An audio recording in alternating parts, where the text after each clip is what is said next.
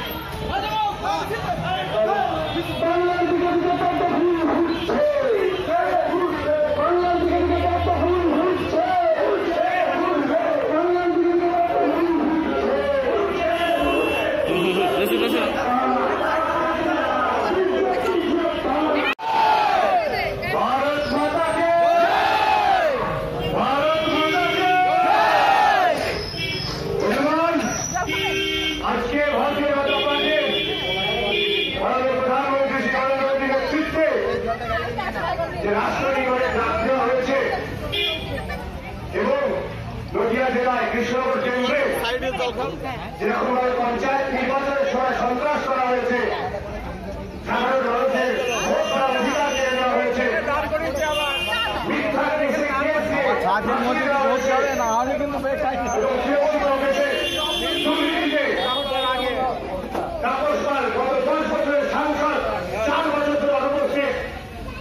এইসব কারণের জন্য আপনাদের কাছে জোর হাত করে আবেদন করবো, আমাকে ভোট দিয়ে আপনাদের প্রতিনিধিত্ব করার জন্য দিল্লিতে যাওয়ার সুযোগ করবে। যদি আপনাদের আশীর্বাদে শুভেচ্ছায় আমি জয়ী হতে পারি, আমি অবশ্যই আপনাদের সমস্যার কথা দিল্লিতে তুলে ধরতে পারবো, মাননীয় প্রধানমন্ত্রী নরেন্দ্র মোদী হাত মজবুত করতে পারবো। বন্দে বন্দে বন্দে। আশীর্বাদ করুন, আপনাদের আশীর্বাদ মাথায় নিয়ে কৃষ্ণনগর লোকসভা থেকে আমাদের ভারতীয় সংসদে পৌঁছাবেন এবং নরেন্দ্র মোদীকে পুনরায় প্রধানমন্ত্রী করবেন এবং দেশের ঐক্যবদ্ধ সরকার গঠন করবেন। এলাকার সাধারণ ভারত মাতাকে, ভারত মাতাকে। আমরা জিতবো তো, সবাই লড়াই করবে তো, আর কোনো ভয় নেই তো। পঞ্চায়েতের যে সন্ত্রাস হয়েছে সেই সন্ত্রাসের জবাব আমরা লোকসভায় দেব তো। আমি আছি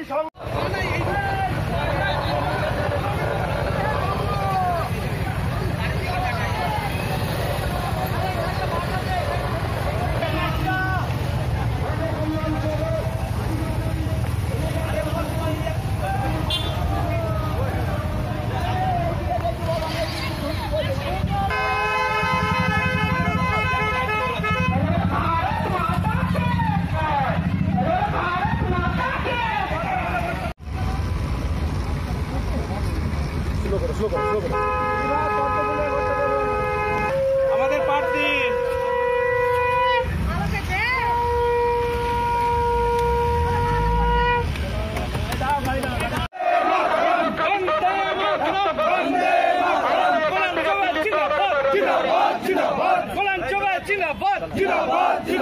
জোর সে বলো বন্দে